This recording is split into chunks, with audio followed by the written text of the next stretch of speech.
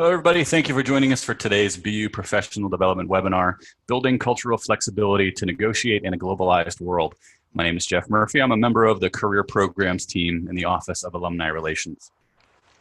Today's webinar is sponsored by Boston University Alumni Relations and is offered to our 355,000 alumni around the world. Throughout your career, BU is committed to helping you define and achieve your professional goals. We aim to do this by providing alumni with access to a series of valuable online tools and social media communities.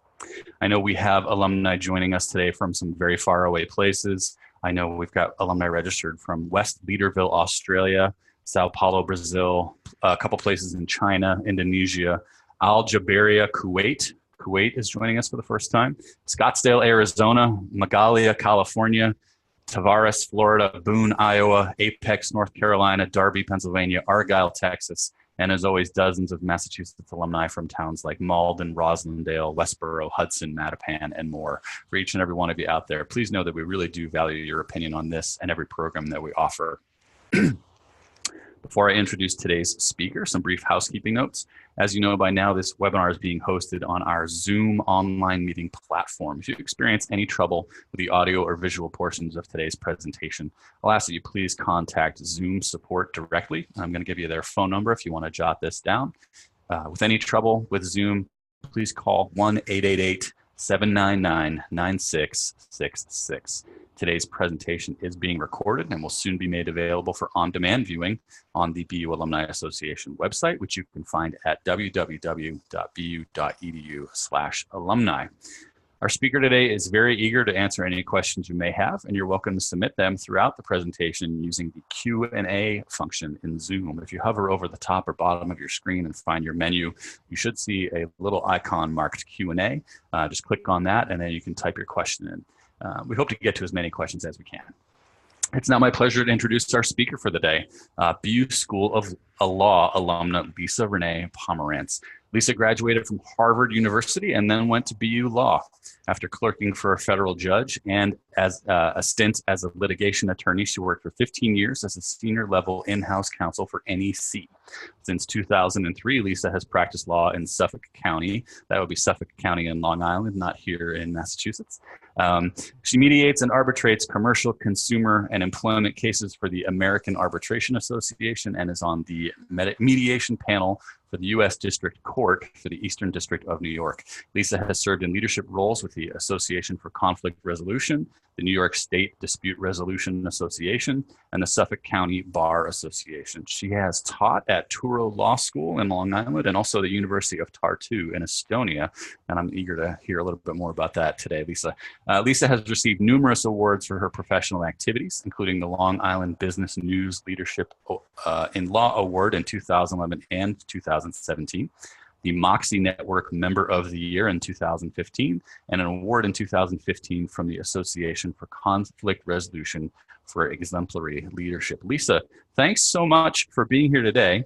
I'm going to go ahead and turn control of the slide deck here over to you, so you should see that pop up on your end, and then the floor is all yours. Thank you very much. I think we decided there we go. 2 times is the charm. First of all, I want to thank Jeff for reaching out to me to have the opportunity to present to the BU Alumni Association community. This program actually is a follow-up to an earlier program I did on negotiating for a win-win, and the link to that is among the resources that I'll be presenting to you at the end of the program. Jeff, maybe you are going to do the navigation because I am having difficulty getting it to go back and forth. And let's try that one more time. I took control away from you and I've just given it back. Maybe you see that message. Okay, pop up here again. we go. And I'm pressing the keys and it's not going back or forth to the other. I'm sorry about that. Oh, there we go. Oh, wait a minute. Up. Here we go. All right. Now sorry about we're that, set. Lisa. That's okay. for those of you on the call, we practiced this many times. And So, it never seems to work the way it's supposed to. It's not your no, fault. it doesn't. It's the fault of the platform. I do want to say a few words about how appreciative I've been my entire career about the truly excellent legal education I received at BU Law School and the wonderful friendships I made there, and it is now changing itself. And so since I can't get it to move, maybe we should toggle the control back to you. That sounds good. Just let me know when you want to move forward. And again, I apologize. Okay, I will. So let's go back a slide, if you would, because I think this is actually the third slide. There we go.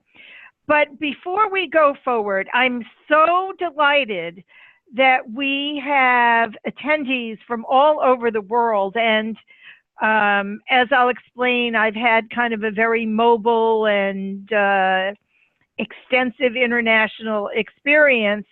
And it's great to know that we do have attendees from a variety of countries and locations. I also like to know the professional background of our attendees. So, Jeff, could you go to our first poll question? And I've just pulled that up. Okay. Lisa, can you see it on your screen?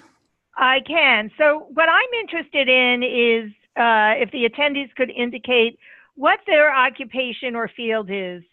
I would imagine we may have some attorneys, people from the dispute resolution field, people in business, nonprofits, working for government, academics, students, and others.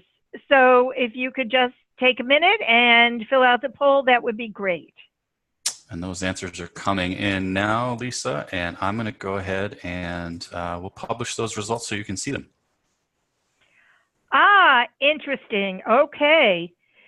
So it seems that nearly half of our attendees are from the business world, and we do have significant representation of people from the legal and dispute resolution fields, and also attendees from the nonprofit world. And then the we have one attendee who is none of the above. I don't know whether they're retired, but in any event, that's what our attendee representation is. So maybe we could close the poll now. Okay, maybe to start, I'm going to explain why this topic is so near and dear to me. I had a very mobile growing up. I never went to a school for more than 2 years in a row. I was born in North Carolina. I lived in New York. I moved to Texas and then Virginia. I went to public school. I went to private school. I went to co-ed Episcopalian high school. I went to an all-girls Episcopalian high school. And when I was growing up, I was always very conscious of kind of being the outsider. And my identity, I'm Jewish, and many of these institutions or locations where I was significantly in the minority. And it also put me in a position of observing the culture of the area and the school that I was attending and trying to figure out how to fit in or at least get along with the people who were there. And I've kind of continued this theme in my profession.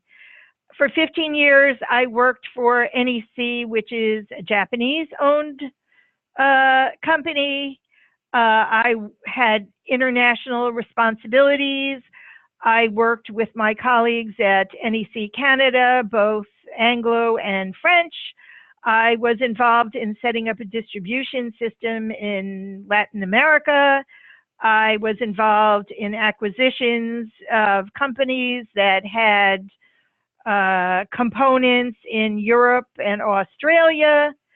So I was involved in negotiating with and dealing with people from really all over the world. Since I've started my own practice, this has also been a continuing theme. I've done some workplace mediations where the cultural background of the participants has been a factor.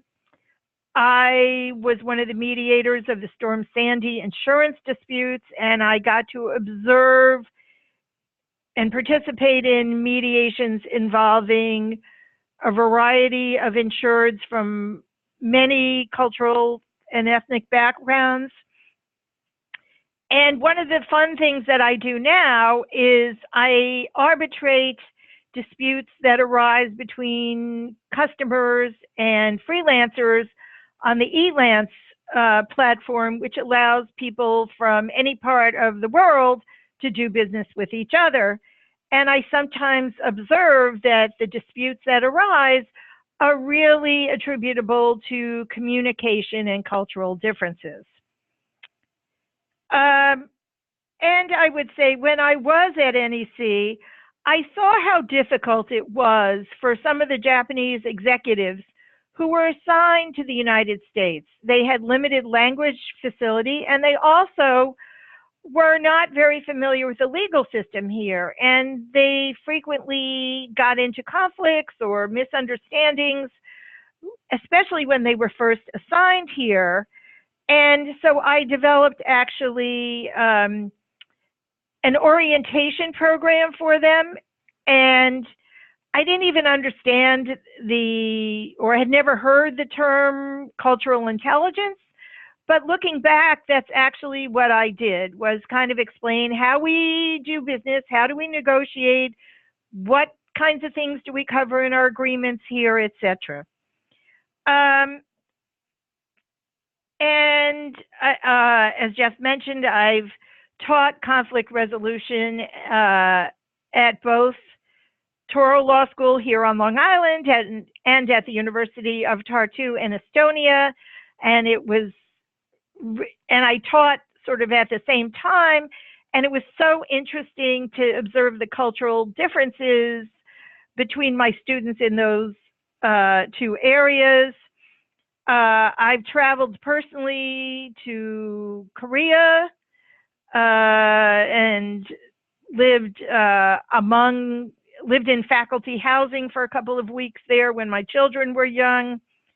And so what I would say is this presentation is a combination of what I have experienced, what I've observed, and because the topic is of interest to me, I also do a lot of reading, and I've attended some seminars in the area.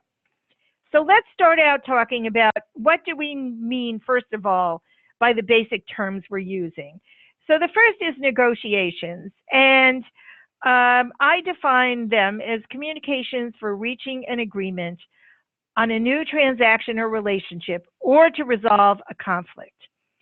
So the goals are to establish a blueprint, and I would say a clear blueprint, or at least a sufficiently clear blueprint for the parties' future interactions. Agreements should be durable. They should protect and serve the parties' interests. They also serve the function of deterring and sanctioning wrongful conduct.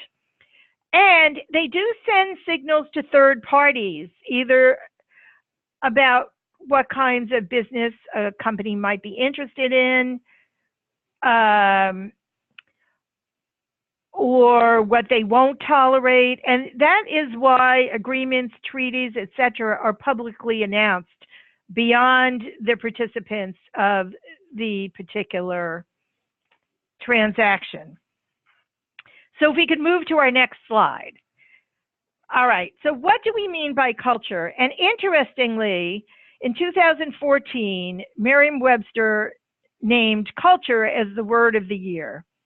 And here are two definitions from Merriam-Webster. The first is the customary beliefs, social forms, and material traits of a racial, religious, or social group. And to me, the customary beliefs are sort of equivalent to preconceptions. Social forms include language, how people interact, their driving habits, their etiquette, and the material traits are clothing, food, architecture, etc. A second definition is a set of shared attitudes, values, goals, and practices that characterizes an institution or organization. And this could be a company. It could be a tennis team. As you'll hear, tennis is also near and dear to me. And different tennis teams have different cultures. It could be a networking group. It could be a religious organization, etc. And I think it's also possible that we can belong to and identify with more than one culture. For example, we can have a religious identification, and we can identify as a citizen of a country or having grown up in a particular geographic area. And finally, I think it's very important to keep in mind that even though there are differences among cultures, fundamentally we are all human, and there's more alike than there is different, and that we can learn from people of other cultures and from their traditions and practices. So, Jeff, I think now would be a good time for our second poll. So I'm interested in knowing how culturally diverse the workplaces, schools, or places of business are of those who are in attendance. So I would encourage the audience to respond to this poll at this time. The good news, Lisa, I can see the results coming in. The folks on the call are living or working in somewhat diverse places. So we'll give this just one more second. We've got a few more folks who might be trying to decide on their selection. But as you'll see here, not too bad. People are at least exposed to diversity. Well, I think that's a very good thing. I have to say that my children actually grew up in a school district that was not at all diverse. And I think that one of the things they embraced about going to college was to be exposed to a greater degree of diversity. So let's close the slide, and if we could just move on to the next slide. So let's talk about how culture affects negotiations. And I think there's three aspects of negotiations that are affected. The first is the methods and types of expression that people use. And this relates to whether communications, and I'm sorry, I have to wave at the, hold on one moment, there we go. We knew that was going to happen, didn't we? We knew that was going to happen. Those yes, I moved the photos lights so I could wave at the motion sensor. So do they use written or verbal communications? What kind of nonverbal communications do they use? And I would say also, one of the things that became apparent to me when I was at NEC is that the English that Japanese speakers used, the words had certain connotations or nuances that were different from native English speakers. And I realized this when I was meeting with a Japanese executive and outside counsel to prepare the executive for a deposition, and everything that outside counsel said in English, I then translated to a slightly different form of English. And outside counsel said to me, Lisa, you've learned to speak English as a second language. And I did understand what he meant, is that I was accustomed to choosing my words so that they would be understood by this, specific culture. How decisions are made. in the United States and other Anglo societies, decisions on the whole are made by individuals. In Japanese culture, it's definitely a more collective kind of decision-making process. Also, cultures and institutions differ in whether they're hierarchical or flat. So these are some of the ways that cultures affect those two aspects of negotiation. And finally, I do feel that culture affects preferences as to the substances of agreements. And a couple of examples, for example, risk preferences. Some societies, again, I would say the US is like this, and the other Anglo societies, we tend to be risk preferers. I would say that Japanese society is much more risk averse. There's also cultural differences about how much detail needs to be spelled out in an agreement, and also as to how time horizons or time specifications are viewed. One of the things that I experienced in establishing a Latin American distribution network for NEC was in the US version, we had time limits for distributors to respond to service calls, and we were told that was completely unacceptable in Latin America. So that's just one example. So if we could move on to the next slide, please. So what are the consequences of failing to recognize and adapt to the cultural context in which your negotiations are taking place? You can have miscommunications or complete lack of communications. You can have unnecessary conflict as expectations are not met or people might be insulted. And in terms of miscommunications, just an example from what I see on Elance is you have the customer, they've specified requirements.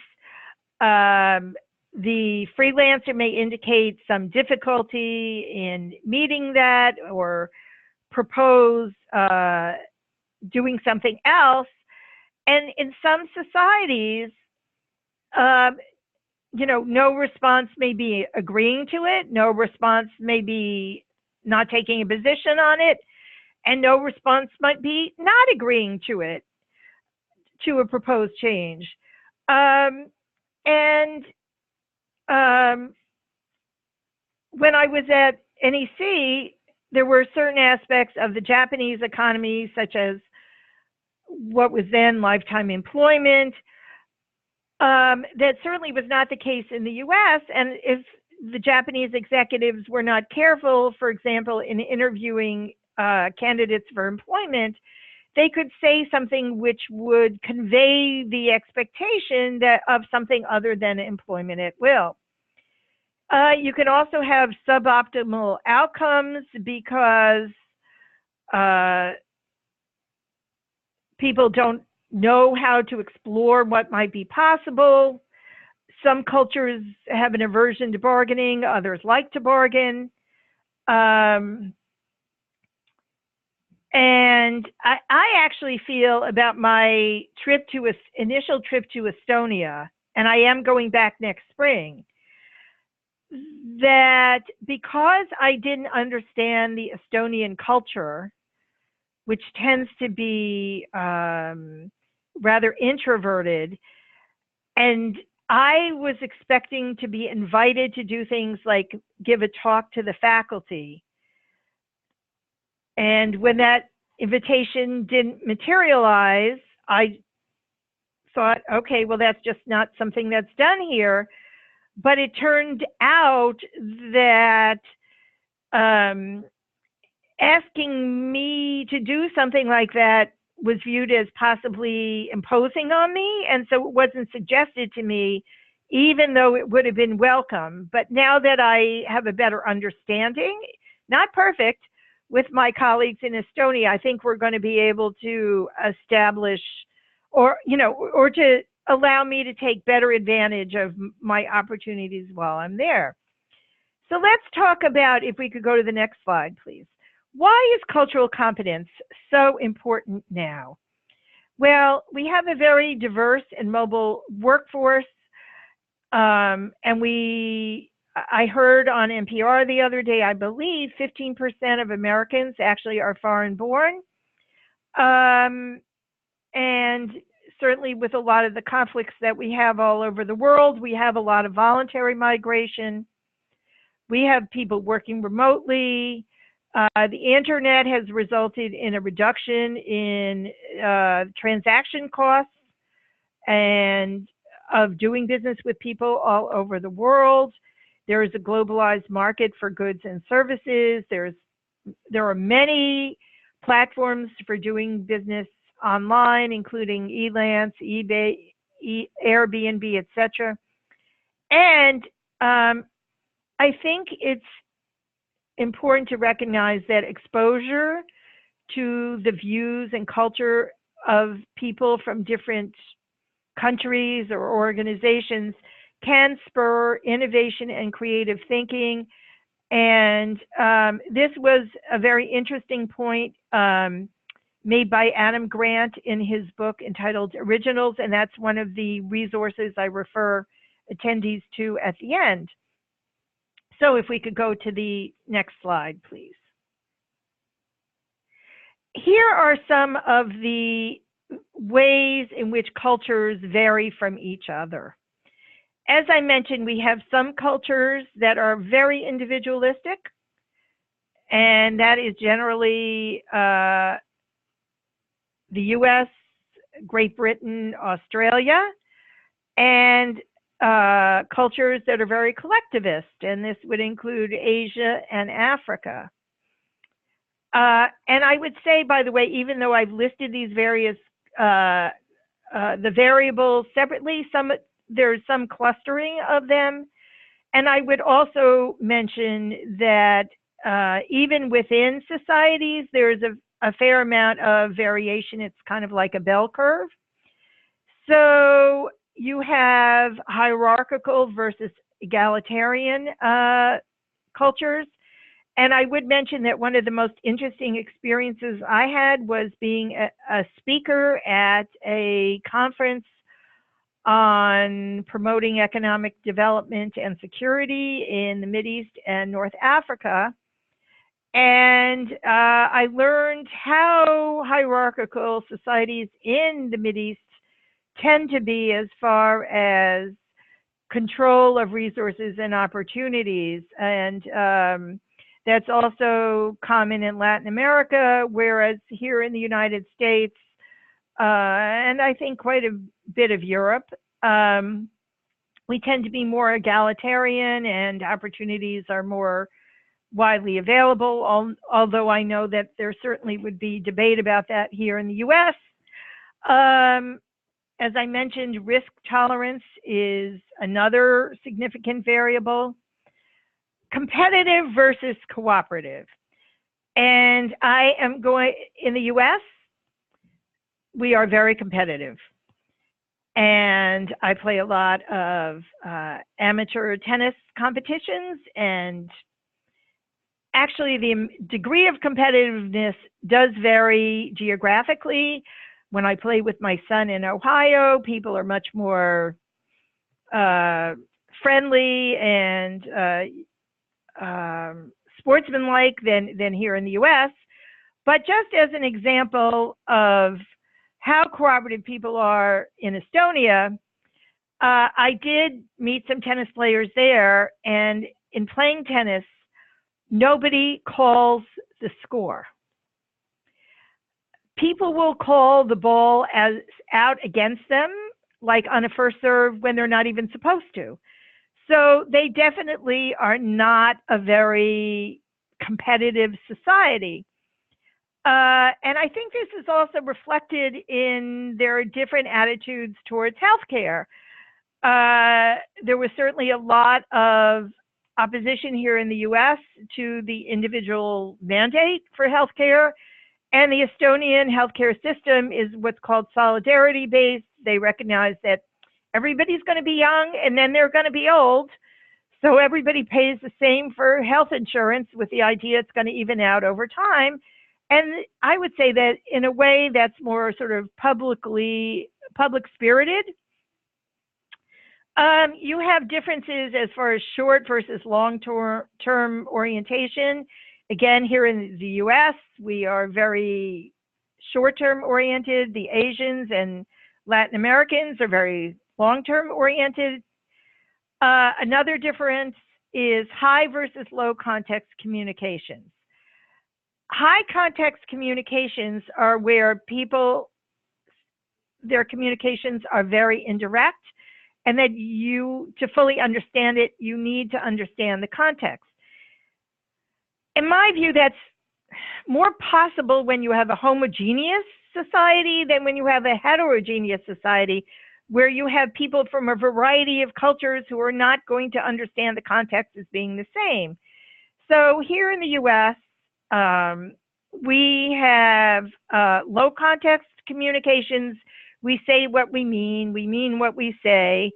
And I think negotiating with people who are high context communicators can be challenging, as my example of negotiating with my Estonian counterparts illustrates. There's also the US, Germanic countries, Japanese, and I believe Koreans have a focus on doing as opposed to being. The rest of the world is more focused on being. And something else I think is very important is introversion versus expressiveness. Scandinavia, Estonia, which actually is very much like a Scandinavian culture, Germanic societies, Japanese, they are generally introverted. Expressive cultures include especially the Latin cultures, both in the US and South America.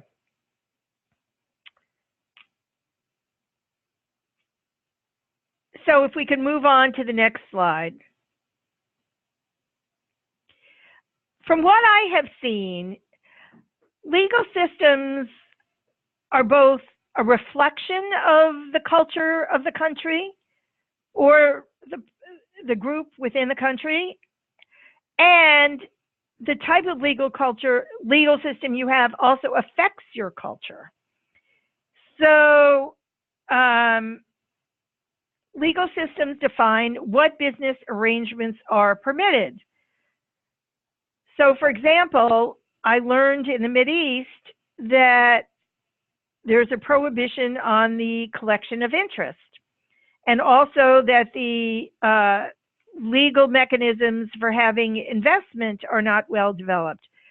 Well, again, the legal systems define the parameters of negotiations, but those particular prohibitions or factors are also a reflection of the religion and culture of the population.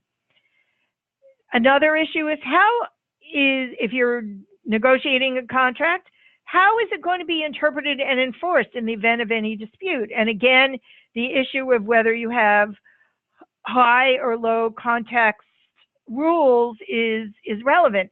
Here in the US, as a whole, we have a rule that the contract means what it says. You don't go outside the scope of the contract for interpretation unless there's a clear ambiguity, etc. But that's not necessarily so in other cultures. There can also be differences as to whether the legal system is willing to award specific performance or just damages, and also as to what are the applicable and available conflict resolution mechanisms. Some countries mandate mediation. Some religious organizations have very well developed conflict resolution systems, and in this regard, I would especially commend everybody to learn about the Ismaili mediation system, which is very professional, and holistic. Now, in the U.S. as a whole, we have an adversarial legal system. It's not truth-finding. It's pretty competitive. And the loser doesn't pay the attorney's fees. So we actually create an incentive for people to argue even if they don't really have good arguments to make. The fact that we have an adversarial society, though, results in what I would call defensive lawyering and competitive bargaining. My experience with my Japanese colleagues is they don't have an adversarial culture. The expectation is if an issue arises, it will be worked out. Litigation is to be avoided almost at all costs. So again, that's major cultural differences. One of the interesting things I've done in my sort of career adventure is I wrote and did the voiceover for some online compliance programs, including Foreign Corrupt Practices Act. And in many cultures, especially in Africa and Eastern Europe, bribery is a way of doing business. Here, it's not acceptable. I would say that in Estonia, their legal system and culture is very much online. They're reluctant to bother or complain, which is certainly not the case here. I was teaching a lesson on responding to customer complaints and was informed that Estonians don't complain. They might just merely make a suggestion as to how to do things better. So again, the legal systems and the culture are interconnected. So let's move on to another topic that's near and dear to me. How do gender-based differences affect negotiations? So the type and range of roles and methods of expression viewed as acceptable within their culture varies by gender. And this is especially so in the negotiation context. And especially when women are negotiating for themselves as opposed to negotiating for their clients. What is assertive by men can be characterized as aggressive by women, and that perception holds for both genders. And for people who are interested in this topic, I highly recommend the two books by Linda Babcock and Sarah Leshever in the resources. The first, Women Don't Ask, Negotiation and the Gender Divide, and the follow-up book, Ask for It, How Women Can Use Negotiation to Get What They Really Want. I would also say, as somebody who's been in a position of authority as a mediator or arbitrator, that it's not only how women are allowed to communicate, but what kind of communication to women is acceptable. I often find parties in mediations or arbitrations, and even students, sometimes challenging me in ways that I wonder if they would challenge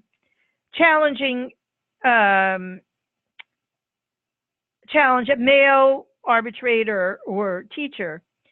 One of my favorite stories about gender-based differences, again, relates to Estonian tennis. When I went there, I didn't know anyone to play with, so I took a lesson. And afterwards, the pro said to me, "How often do you come to the net?" And I said, "Whenever I can." And he said, "Estonian women do not come to the net." Well, this turned out to be a perfect metaphor for the behavior of Estonian women, even in a law class. I had maybe 2/3 Estonian students, 1/3 students from other European countries, and it turned out the Estonian women sat in the back of the class and didn't participate in class discussion.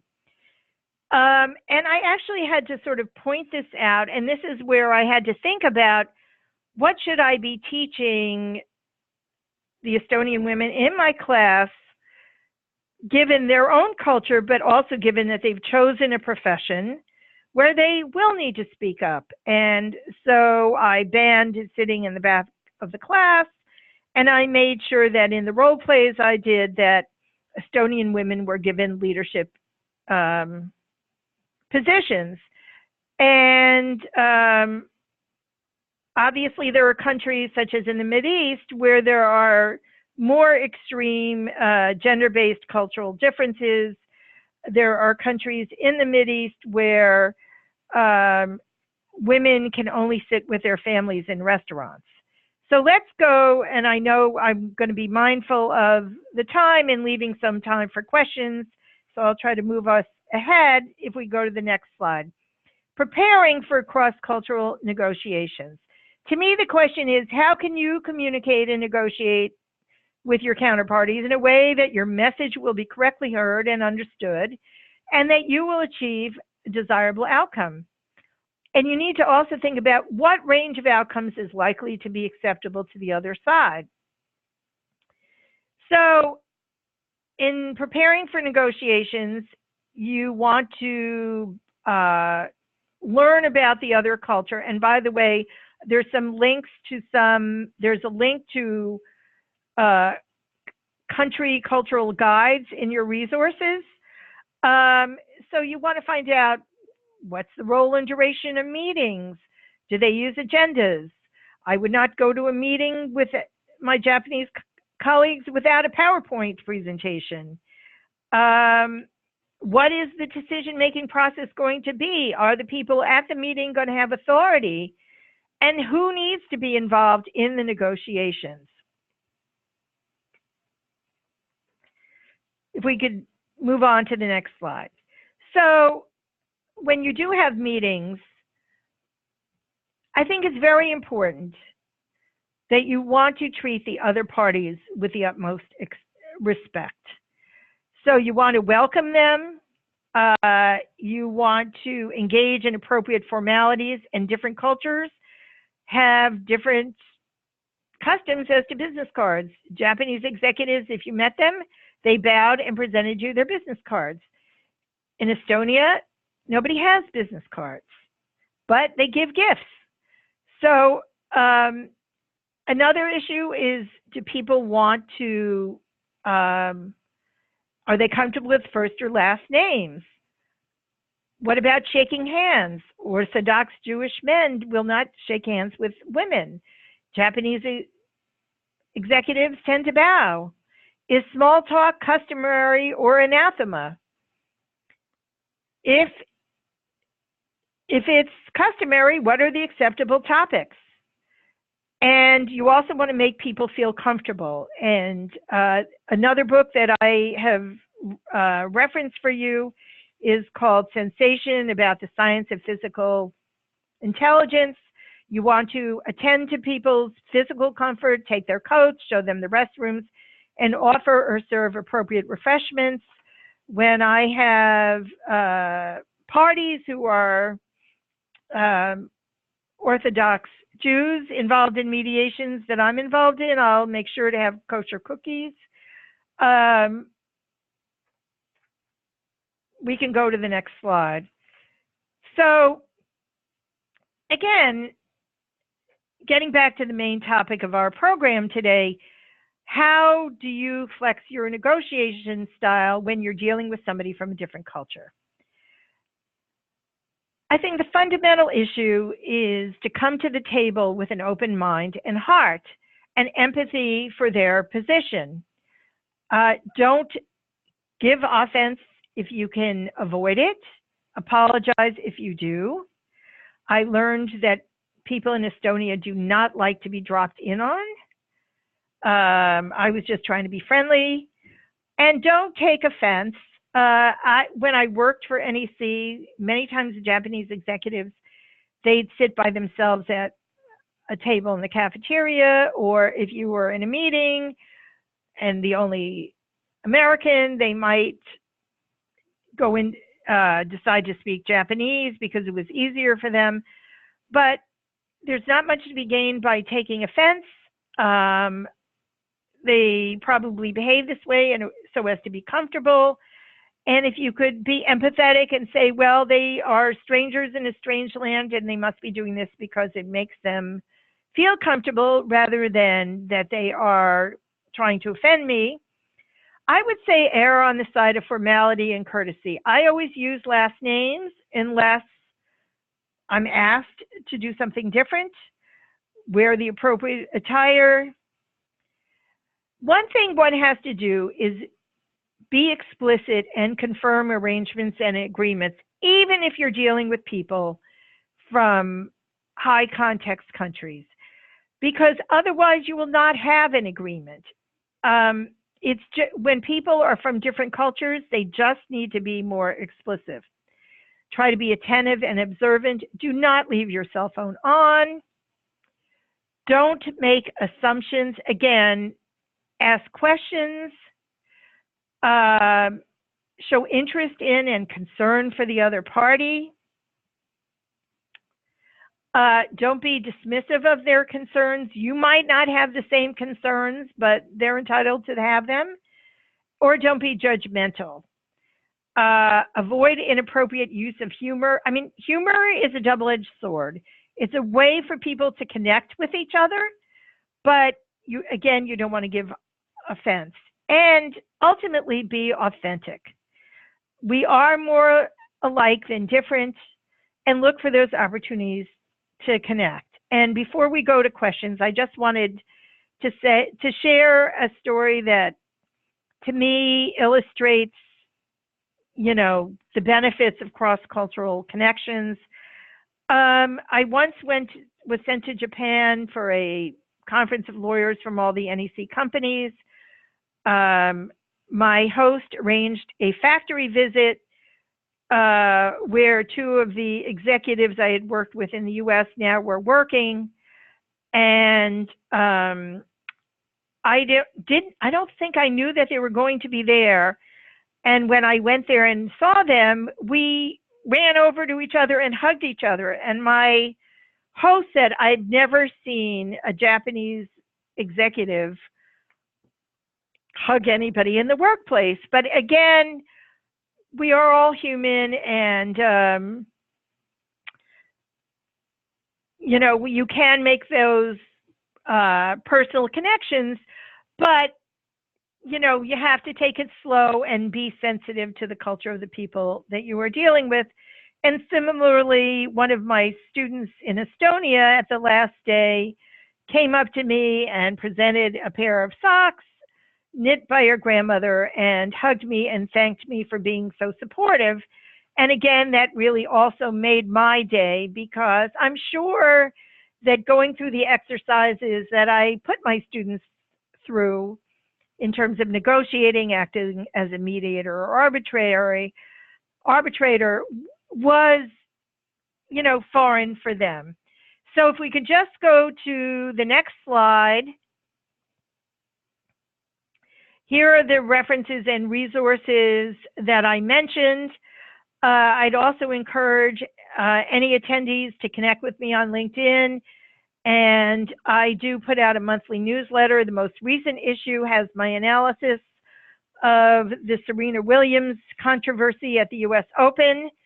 So it's on my website, www.lisapalm.com. Or you can email me and I'll be happy to add you to the mailing list. So hopefully now we have some time for questions. Well, thanks, Lisa. Yeah, we've got a few minutes here and a couple questions that have come in. One of the questions was actually about, it came fairly early on in your presentation, but you mentioned some reading that you'd done. I know you specifically mentioned some books about the gender divide, but would you, here with these resources, which book or books or articles would you recommend the most, or the first step that somebody should go to if they're looking to read up more on, cross-cultural negotiation? Well, I really think that Fisher, Urey, and Patton, which is getting to yes, negotiating agreement without giving in, is like the basics for negotiations. And I think that the Babcock and Lashever books are great on the gender divide. And I think that the country guides are, very valuable when you're looking at how to do business in specific countries or with specific cultures. We've got one other question that's come in, and folks, again, this is your chance to ask Lisa whatever's on your mind about this topic. But Maggie's wondering if you could talk a little bit about when maybe cross-cultural negotiations have gone awry. And Lisa, if there's a personal story you have to share from your experience, or just what your sort of recommendations would be. But how do you recover from having some misunderstandings because of cultural differences or anything along those lines? How do you recommend that people try to rectify those situations? Well, I think that transparency can be helpful. So if you could say, and I will give an example. One of the tourist destinations in Estonia was the Center for Creative Industries. And it sounded like it was an incubator for startups. And I actually do a lot of lecturing for the small business development centers here in the US. So I decided to visit there, and I knocked on the door of the executive director.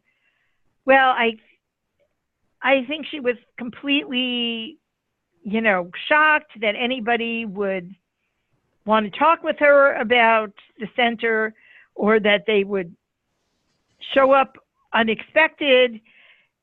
I mean, we did have a meeting, but I was, I realized as time went on that probably wasn't the best way of going about things. And I actually ran into her on the street and we sort of reconnected. But, I would not have had a problem saying, I apologize for intruding on you. I didn't realize that, this is not customary here in Estonia, that people make appointments for meetings. I would say it's kind of like tennis. Go back to the point where you agree on the score and move forward from there. I love all the tennis analogies. Thanks. I want to go back to your very, very first slide. You mentioned your website, and I want to make sure we get that link up. lisapom.com, and your email address is there. So if folks are, and your phone number as well. So if folks are interested in connecting with you for any legal reasons or anything like that, there's contact information for Lisa. We're really lucky to have you do this for us today, Lisa. I appreciate it. I also want to mention you are a wonderful volunteer for us and are hosting a networking breakfast for BU alumni in Long Island tomorrow morning. And so if folks are somewhat local to Long Island and want to connect with Lisa in person, that's a great chance to do that, or connect with other BU alumni in the area. You can see information about that event on our website. But Lisa, thanks so much for doing this for us today and all that you've done for BU. My pleasure. And if any of the attendees want to reach out to me individually with their comments, questions, I encourage them to do so. Awesome. Thanks. Well, I also want to thank all of our guests for participating today. I also want to thank those of you who've donated to BU in the past. We really appreciate your support. I want to make sure that you all know we've got another excellent webinar coming up in just a couple weeks. On October 10th, we're going to be offering, for anybody who's looking to really get out of a stuck place in their career, or maybe is returning to work after a long break, we're going to offer a presentation called Reinventing Yourself for Your Next Big Step.